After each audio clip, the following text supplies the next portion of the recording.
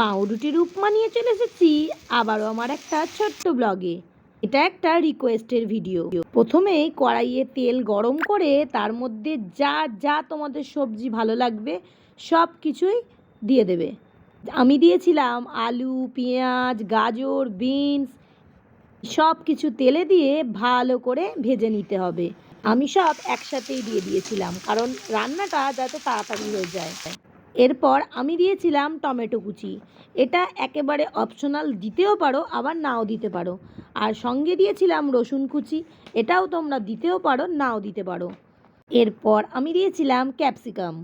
আমার কাছে এইটুকুই ছিল, এটাও দিতেও পারো নাও দিতে পারো, পুরোটাই তোমাদের ব্যাপার। যা যা সবজি খেতে ইচ্ছা করে তাই সবজিই তোমরা দিও, কোনো জোর জবরদস্তি নেই।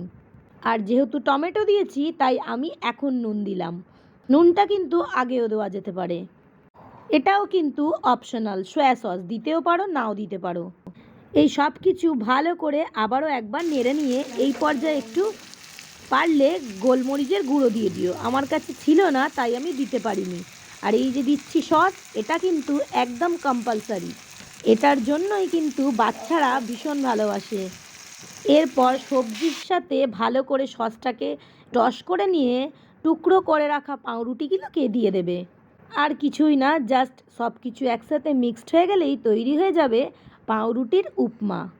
এটা সত্যি বলছি একদম অন্যরকম। যখন সব হয়ে যাবে তখন না জাস্ট অল্প চিনি দিয়ে দিও, তাহলে বেশ একটা টক মিষ্টি ঝাল ব্যাপারটা থাকবে। শেষে এই ধনেপাতাটাও কিন্তু অপশনাল, দিতেও পারো নাও দিতে পারো। যেহেতু শীতকাল আমার কাছে সবই অ্যাভেলেবেল ছিল তাই আমি দিয়েছিলাম। একবার বাচ্চাদের টিফিনে এটা করে দেখো, খুব তাড়াতাড়ি হয়ে যায়। কেমন লাগলো আমার এই পাউরুটির উপমা? টাটা।